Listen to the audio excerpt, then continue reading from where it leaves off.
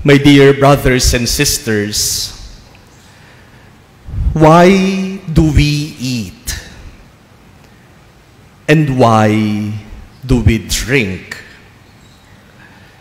I'm sure you will tell me we eat because we get hungry. Nagugutom ako kaya kumakain ako. Or I drink because I get thirsty. Kapag nauhaw ako, iinom ako. But you know, my dear brothers and sisters, there is more to eating and drinking than merely satisfying our human needs. Eating and drinking is not just about satisfying our hunger and thirst. Eating and drinking do so much more than merely satisfy our bodily needs. And what is that something more that eating and drinking do? Eating and drinking strengthen relationships. Eating and drinking forge friendships. Eating and drinking fosters our fellowship. Kaya hindi nyo ba napapansin, kapag may mahalagang okasyon sa ating buhay, hindi pwedeng walang kainan. Palaging may handaan. Kapag birthday o anniversary, tiyak may pagkain, kahit simple lang. Kapag reunion ng pamilya, ng magkakaibigan o ng magkakaklase, tiyak sa reunion may kainan at may inuman. Naimbita na ba kayo sa birthday? Sasabihin sa inyo, uy, punta ka sa bahay, birthday ko. Tapos pagdating nyo sa bahay, walang pagkain. Iisipin ninyo, ay, ba't walang pagkain? Akala ko ba birthday celebration? Pag tinanong nyo, bakit walang pagkain? Hindi, magkukwentuhan lang tayo. Yun ang celebration. Parang kulang. Celebrations, human celebrations, will not be complete without eating and drinking. Because when we eat and drink together, it is not just about food and drink. It is all about relationships. We eat and drink not only because we are hungry and thirsty. We eat and drink because we want to be together. Minsan nga, ginagawa na lang dahilan yung pagkain para magkasama-sama. Food and drink become reasons for us to meet, to see each other, and to be with one another. Kaya, kapag niyaya kang kumain, hindi lang yan tungkol sa pagkain. Ibig sabihin yan, gusto kang makasama. Kapag may nagsabi sa'yo, uy, labas naman tayo, kain naman tayo sa labas, hindi lang yan tungkol sa pagkain. Gusto kanyang makasama. Kapag may nagsabi sa'yo, kape naman tayo, hindi lang yan tungkol sa kape. Tungkol yan sa'yo. Kapag may nagsabi sa'yo, uy, gimmick naman tayo, hindi lang yan tungkol sa enjoyment. Tungkol yan sa enjoyment na kasama ka. Kaya nga, mas malalim ang samahan, mas masarap ang kainan. At lalong sumasarap ang pagkain kapag malalim ang pagsasamahan. Ito po, maraming beses ko nang naikwento. Nung kami seminarista, lalo na kapag araw ng Biyernes, ang tawag namin Fish Day. Hindi feast day, no, Fish Day. Kasi ang ulam, isda. At karaniwan, ang ulam, tig-iisa kaming galunggong. Pero alam nyo, yung maliit na galunggong, tig-iisa lang kami, napapatagal namin ng 2 pinggang kanin. Hindi dahil masarap yung pagkain, kundi dahil masarap ang pagsasamahan, masarap ang kwentuhan. Kahit simpleng pagkain, kapag masaya ang samahan, kapag masarap ang kwentuhan, kapag malalim ang pagkakaibigan, yung simpleng pagkain, sumasarap. Pero kahit na napakasarap ng pagkain, kahit na mamahalin pa yung pagkain na yan, kapag ang kasama mong kakain, kaaway mo, walang lasa ang pagkain. Hindi mo ma-enjoy ang pagkain. That is why we do not eat with enemies. Nasubukan nyo na pong kumain kasama ng kaaway.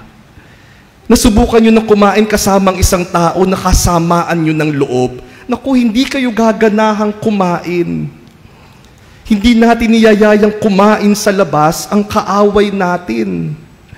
Hindi natin niyayayang magkape ang kaaway natin. Delikado. Baka lasunin tayo. We only eat with people who are dear to us. We only eat with people whom we love.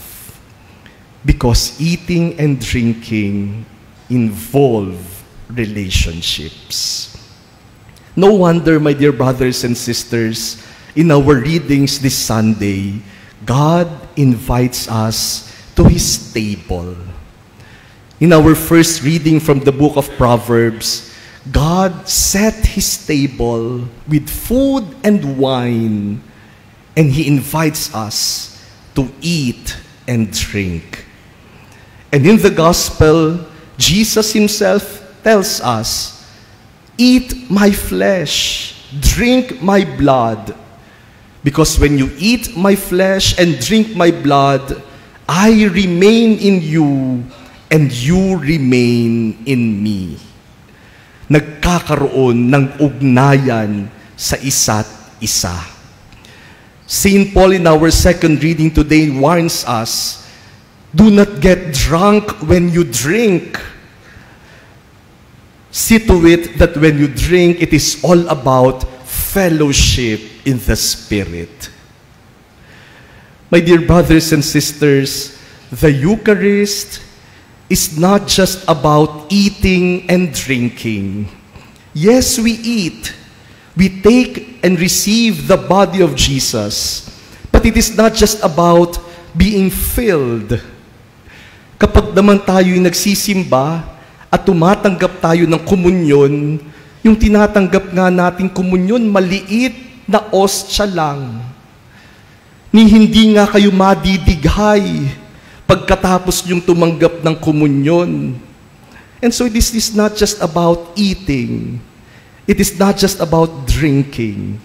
The Eucharist is about strengthening and deepening our relationship with God. That is why we call the reception of the body of Jesus communion. Because as we receive the body of Jesus, we are united with Him and He is united with us. Nagkakaroon ng pagbubuklod sa pagtanggap natin kay Jesus. And what happens at Mass? What happens in the church when we celebrate the Mass? Let us bring home. Let us celebrate with our families. Every time we eat together as a family, we repeat the Eucharist at home and with our family.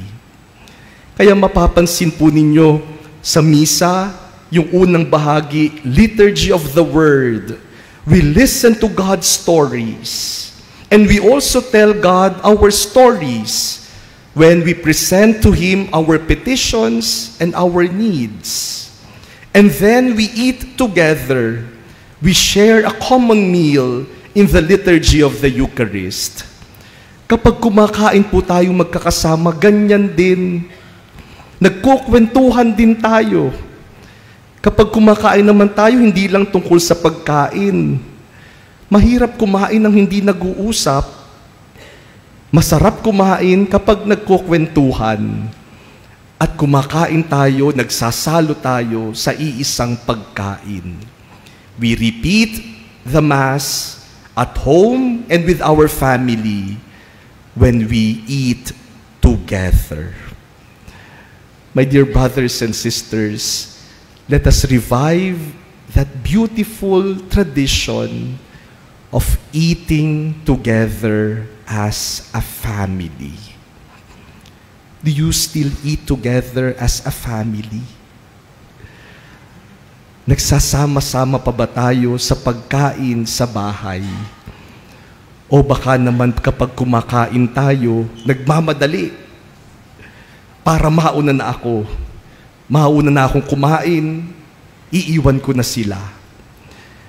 Kapag may hindi na sumasabay sa pagkain, ma-alarm tayo. Bakit hindi sumasabay? Yung pagsasalo-salo natin sa tahanan ay nagpapatibay din ng ating pagsasamahan. Eat together as a family, and that will make your bond as a family strong. Huwag po nating maliitin yung pagkain ng sama-sama. Ang laki po ng nagagawa niyan sa pagpapatibay ng samahan ng pamilya, ng magkakamag-anak, ng magkakaibigan. Naalala ko po nung seminarista kami, may 2 pagkakataon na napagalitan kami nung aming priest formator dahil sa pagkain. Yung unang beses na napagalitan kami, kasi kapag ang ulam ay fried chicken, pagdating namin sa dining room at nakita naming fried chicken yung ulam, at para siguraduhin na makuha namin yung gusto naming bahagi ng manok, bago pa mag-grace before meals, itutusok na namin yung tinidor namin doon sa fried chicken na gusto namin. Kaya bago pa mag-grace before meals, yung fried chicken, puro tusok na ng tinidor. Nung mapansin ng formator namin yun, sabi niya, "What are you, barbarians?" Sabi niya, "Ano kayo, mga walang kultura? Eating is not just about food. Eating is about fellowship. Eating is about sharing. Huwag mag-uunahan." Yung pangalawang beses na napagalitan kami, dahil marami nang naunang kumain. Pagdating sa dining room, hindi na maghihintay. Kakain na lang basta. Kaya isang beses, yung formator namin, nandun siya bago kami mag-lunch at hindi siya nagsimula ng grace before meals hanggang hindi kompleto ang community. Kaya ang tagal naming nakatayo at naghihintay doon sa mga huling dumating. Nung makumpleto kaming lahat, sabi niya, "Next time, we will not eat until the whole community is complete." And only then did he start praying. My dear brothers and sisters, as we receive Jesus today in this Mass, may we strengthen and deepen our relationship and communion with Him.